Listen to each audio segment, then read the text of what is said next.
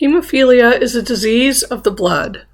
Our blood has a system of components that cause our blood to clot when we have an injury, either internally or externally induced through trauma, inflammation, or infection. It is a genetic disease, often hereditary, that can affect factor VIII and factor IX within the clotting cascade.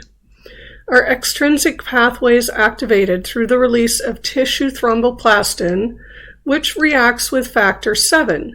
The intrinsic pathway is activated by internal vessel damage, initiating factor XII, but both pathways lead to the same conclusion of factor X, which begins the activation of fibrin to form the clot.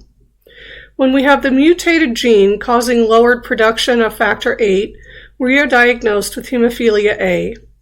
When we have a mutation that causes a decrease in the production of factor IX, we have hemophilia B, also called the Christmas disease.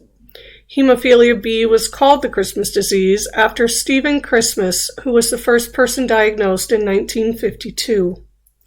Depending on the levels of these factors that we are able to produce, we may have only minor clotting problems, or we may have more severe clotting disorders. Mild hemophilia is considered having a level of over 5%, and this would result in bleeding from trauma or surgery and could result in a lack of a diagnosis until adulthood. In patients with levels of less than 1%, we have severe hemophilia and we can see spontaneous bleeding.